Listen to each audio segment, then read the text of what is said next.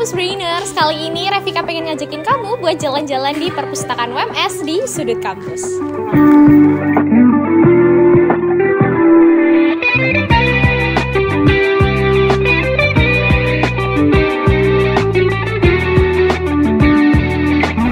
Oke, Kampus Brainers, kali ini Revika udah ada di bagian utama atau ruang utama di perpustakaan UMS. Dan di sebelah kanan nih ya, di sini ada locker. Nanti kalau misalnya kamu pengen menyimpan barang-barang, nyimpen tas, kalau misalnya nanti kamu pengen nggak bawa berat ya buat masuk ke dalam, boleh banget disimpan di sini. Terus nanti nih ya di bagian depan ini adalah bagian informasi, terus ada juga bagian kasir, administrasi, dan juga bagian kunci locker. Dan kali ini Revika pengen masuk ke dalam, dan ini merupakan bagian favoritnya Revika ya, kalau misalnya kamu pengen masuk ke dalam perpustakaan. Yuk ikutin aku!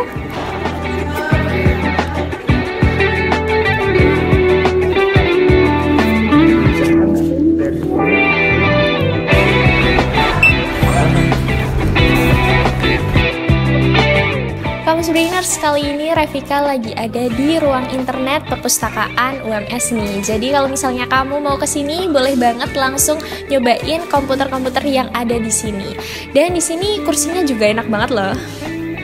Kampus Brainers, kali ini Revika lagi ada di ruang meeting and discussion room nih. Di sini biasanya tempatnya buat kamu ngerjain tugas nih bareng teman-teman kamu di sebelah kiri, dan di sebelah kanan Revika di sini ada beberapa komputer yang bisa kalian gunain buat akses beberapa jurnal yang ada di UMS. Oke, Kampus Brainers, tadi Revika udah ngasih tahu kamu ya kalau Revika lagi ada di ruang meeting and discussion, dan di sebelah kanan ini ada ruang kelas nih. Kayak gini.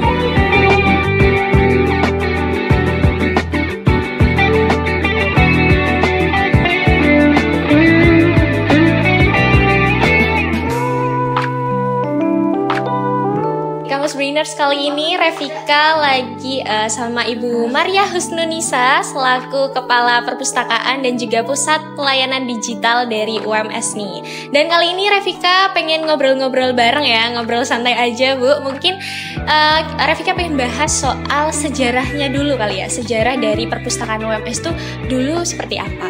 Baik, jadi perpustakaan UMS itu sebetulnya lahir berbarengan dengan lahirnya IKIP Muhammadiyah Cabang Jakarta yang ada di Surakarta pada tahun 1981. Jadi sebetulnya perpustakaan itu lahir ya barengan dengan lahirnya UMS. Jadi ulang tahunnya sama dengan UMS ya, disnatalisnya gitu kan ya. Jadi pada saat berdirinya UMS itu juga UMS sudah memperhatikan bahwa perpustakaan itu sangat penting gitu. Jadinya bersamaan begitu. Seiring dengan berjalannya waktu ya kita berkembang lah tentunya ya, berkembang dari tahun 81, kemudian kita juga tahun 2015 sudah meraih akreditasi A, kemudian 2020 juga kembali terakreditasi A, dan kita juga sudah meraih beberapa prestasi. Di antaranya pada tahun kemarin 2023 itu kita juga sudah meraih sebagai perpustakaan perguruan tinggi nomor 3 yang best practice.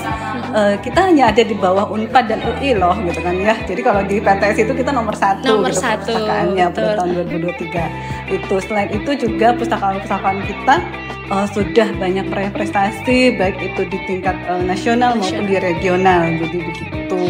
Oke, berarti itu salah satu sejarah singkatnya itu bersamaan dengan hari jadinya UMS.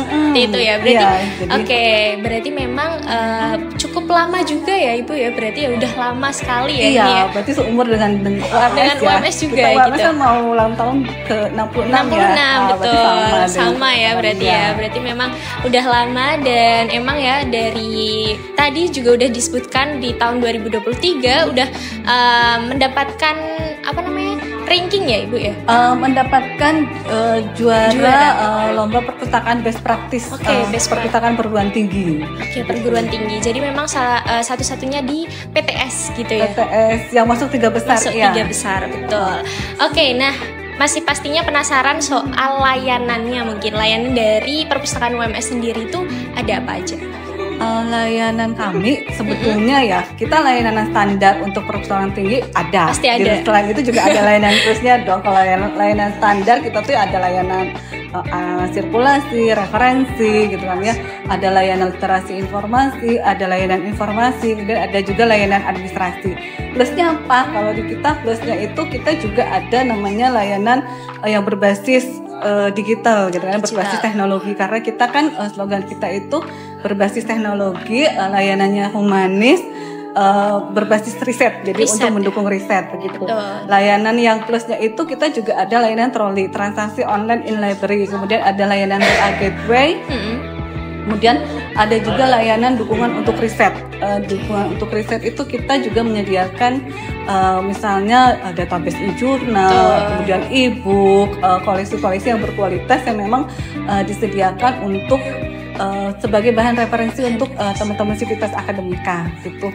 Selain itu juga kita menyediakan layanan konsultasi untuk riset begitu kan ya, kepada teman-teman mahasiswa. Lalu selain itu juga kita selalu terus berkembang menyediakan tempat walking space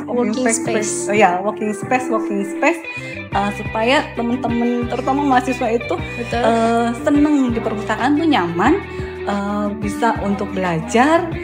Dan ada lagi yang satu yang khusus yang unik mungkin ya, kita itu kalau tiap Sabtu ada namanya Sabtu berbagi. Kenapa sih harus Sabtu? Kalau yang di tempat lain mungkin biasanya Jumat gitu.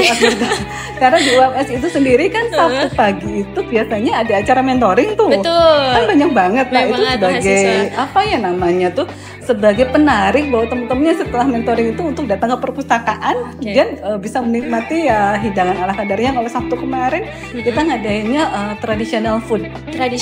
Selain traditional food itu juga kita di situ ada tulisan, ada informasi. Oh ini misalnya minuman jahe dibuat dari apa terus bermanfaat untuk apa begitu. Jadi selain dapat makanannya, mereka juga dapat informasinya juga. Oke, betul ya, karena Revika sendiri juga ngelihat Instagramnya nih Bu dari Perpus UMS kemarin juga mengadakan yang Sabtu berbagi itu, dan memang ramai juga ya yang datang ya, karena emang memilihnya di hari Sabtu pas banget sama adanya mentoring kayak gitu. Betul banget. Dan memang ya Bu, saya sendiri pun juga ngomongin soal database jurnal itu, Revika sendiri udah beberapa kali mencoba juga untuk akses jurnal, kayak misalnya lewat Emerald, terus ada juga Scopus, sama yang satunya tuh Cambridge itu. Itu juga database jurnal yang internasional ya Bu ya. Iya betul. Oke, dan tadi ngomongin soal layanannya yang ada di perpustakaan UMS. Tapi ngomongin soal mahasiswa sendiri, mahasiswa yang memang sering datang ke perpustakaan UMS ini tuh paling suka layanannya yang mana Bu? Paling suka ya. Kalau berdasarkan pengamatan saya, mereka paling suka itu nyari tempat yang untuk belajar. Tempat untuk belajar mereka biasanya datang pagi-pagi itu, tempat sebelah mana ya yang masih kosong yang gitu masih kan kosong. Ya. Ketika sudah penuh tuh, sudah penuh gitu. Jadi mereka datang pagi-pagi itu karena mereka untuk belajar, untuk diskusi. Gitu. Selain itu juga layanan untuk dukungan risetnya. Dukungan risetnya itu. Jadi mereka yang mereka sukai yaitu tadi mengakses jurnal-jurnal. Kemudian kalau belum bisa itu juga mereka diajari di privat, istilahnya ada yang di privat, ada yang juga kelas gitu di kelas, betul, di kelas literasi informasi. Mereka maunya apa gitu ya? Maunya belajar jurnal. Kita belajar literasi itu selain untuk akses jurnal, kita juga ngajarin terkait Turnitin, plagiasinya bagaimana, kemudian memanage jurnal di manage referensi itu juga paling diminati sih oleh mahasiswa. Oke, berarti memang selain tempatnya, terus database jurnalnya itu juga dinikmatin ya Bu ya, karena memang di sini pun juga ada layanan yang namanya tadi ya Bu, cek untuk plagiasi dan juga Turnitin. Iya, itu betul. Juga. Oke, Kampus Brainers. Nah itu tadi ya obrolan Revika sama Bu Unun ya Bu ya. Iya. Betul, dan gak kerasa aja udah selesai. Kali ini Revika pengen ngajakin Kampus Brainers buat jalan-jalan di perpustakaan UMS. Tadi Revika udah di ruang sebelah sana, dan Revika mau ngajak Kampus Brainers buat jalan-jalan di lantai 2-nya. Kira-kira di sana ada apa aja? Yuk ikutin aku.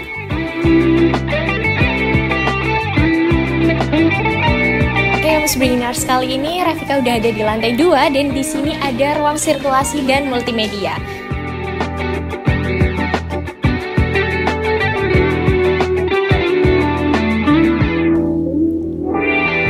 Kamus Brainers, di sini tuh adalah tempat buat kamu baca-baca buku, atau biasanya kamu juga mau belajar sama teman kamu, boleh banget. Karena di sini buku-bukunya itu udah ada beberapa koleksi dan juga ada tahun terbitnya juga loh. Tapi jangan sampai berisik ya, karena di sini juga sebagai ruang untuk belajar.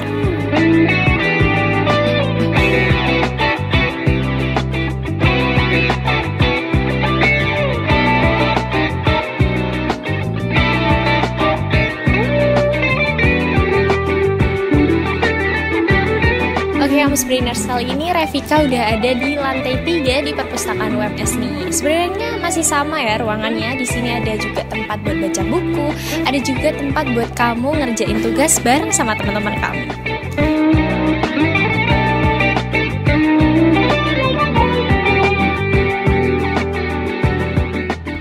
Oke, Kamus Brainers, tadi Rafika udah ngajakin kamu buat jalan-jalan di UMS Library. Kalau misalnya kamu masih penasaran atau bahkan kamu langsung pengen kunjungin, langsung aja ke Kampus 2 UMS.